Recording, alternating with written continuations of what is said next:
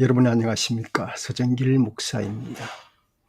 신학이란 무엇인가 중에서 조금 작은 과제를 선택해서 짧게 할까 합니다. 오늘은 9번째 강의로서 그 모더니즘, 현대주의 혹은 근대주의라고 일컫는 모더니즘에 대해서 잠시 살펴볼까 합니다. 모더니즘은 물론 이제 신학에서만 쓰는 용어는 아니지요. 문학계나 예술계에서도 쓰고 있는 일반적인 용어가 되겠습니다. 그렇다면 이제 이 일반적인 것과 신학적인 것과 또 어떤 차이가 있는지, 또 어떤 또 비슷한 점이 있는지도 좀 살펴볼 필요가 있겠습니다. 우선 이 운동의 진행 과정을 보면은 스타트는 역시 가톨릭시즘 안에서 일어난 운동이라고 볼 수가 있겠습니다. 전통적인 것을 지켜나가던 가톨릭이 그 18세기의 주관주의와 또 철학 이런 그 신학의 모태로 해서 19세기 말에서 20세기 초에 걸친 그 현대화 운동의 일환이라고 그렇게 볼 수가 있겠습니다. 이것은 한마디로 말해서 가톨릭의 그 근본적인 개념의 계시, 신앙, 교리 등등을 밑바닥부터 개정을 하고 개혁을 해보겠다고 하는 그런 움직임이라고 볼 수가 있겠습니다. 이것은 근대의 자연과학의 성과를 인정하는 일이 되겠죠.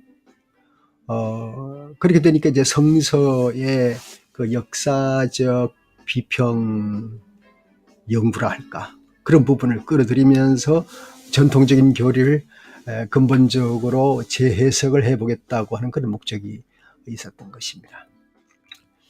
신학적으로 이제 개신교 신학자도 포함되지만 이제 슐라이마흐부터 시작해서 이제 그 자유주의라고 할까요? 아니면 현대 신학이라 할까? 그런 입장이 서 있기 때문에 전통교리가 만약에 이제 변증하는 일, 우리의 교리가 옳은 것이다라고 이렇게 알리고 변증하는 신학으로부터 이제는 그 변증법칙 신학을 떠나서 현대에 이르러서 현대에 걸맞는 신학을 만들어 보자 하는 그런 움직임이 되었던 것 같습니다. 아마 불트만과 틸리히를 통해서 개성되었다고 봅니다. 모더니즘은 그 가톨릭 교회 내부 학자들이 그동안에 무시해왔던 그 계몽주의와의 타협의 시도라고도 볼 수가 있겠습니다. 영국에서는 다소 늦기는 했지만, 이런 같은 현대화 운동에 가담을 하게 되었는데요. 로마 가톨릭 교회의 현대주의 운동은 프랑스 신학자들을 중심하여서 국제적인 무대로 뻗어나가기 시작했습니다. 그 중에서도 가톨릭 현대주의 아버지로 불리우는 루아지, 1857년의 사람입니다. 1940년까지요. 역사적 비평 연구 방법을 채용해서 성서의 비평적 연구를 시도하기에 이르렀습니다. 그런가 하면은 루아지라고 하는 이 그 대표작이 출간하는 것이 이제 도화기가 되었다고 볼 수 있는데요. 도화선이 됐다고 볼 수가 있는데요. 루아지의 대표작은 1902년에 복음과 교회라고 하는 책을 저술을 했죠. 물론 이제 조지 테러리라고 하는 1861년에서 1909년 사람들의 교리 발전, 그다음에 전통적 창조 기사 문제가 함께 비판되어 나왔을 때 그때 그것이 출간되었지만은 결국 이제 그의 저서가 모두 금서로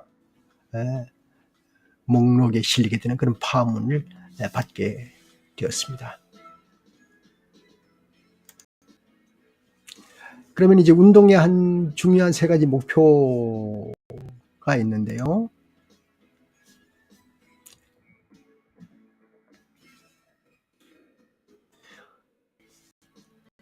신약성서 연구에 있어서 자유주의적인 연구 방법을 용납하고 그 결과를 역사적 예수의 적극적인 모습을 재건하자는데 그 포인트를 두었던 것 같습니다. 예컨대 나사렛 예수의 정체성의 의미를 다루자, 그러면서 전통적인 교리를 비판하는 태도로 나아가게 되었던 것이죠.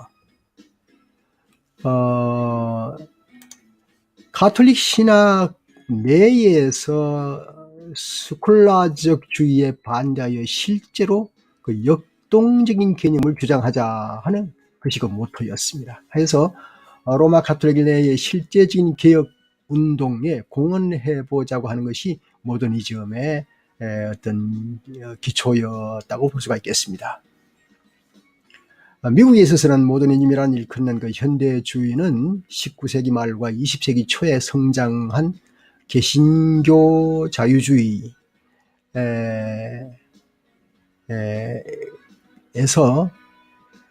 보수적인 그 성격이 강한 그 뭐 근본주의라 할까요? 그런 것에 대한 그 도전이라고 볼 수가 있겠습니다. 그래서 근본주의와는 대치가 되는 것이죠. 결국 이게 모더니즘에 대항해서 더 또 그 타이트한 그 근본주의가 등장을 하게 됩니다. 예. 항상 정반이 있는 거죠. 그래서 상황은 점점 더 복잡하게 얽혀 나가게 되는 것입니다. 미국의 모더니즘은 제1차 세계대전을 경험하면서 자기 성찰의 기간을 거치게 됩니다. 인간의 존엄이라든가 인간의 우위성을 주장했던 그 영향력과 1차 세계대전과의 관계를 엮으면서 많은 사성가들이 급진적인 현실주의의 강화를 했지만은 그게 그 전쟁을 겪으면서 영향을 입게 되는 것이죠. 이제 급진적인 사상가 중에서 리차드 리버가 있습니다. 1984년부터 1962년의 사람입니다.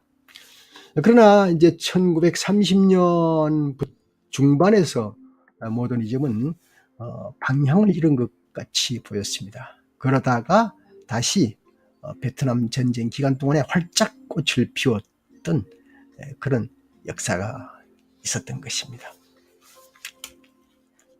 모더니즘에 대해서 이것으로 간략하게 마치겠습니다.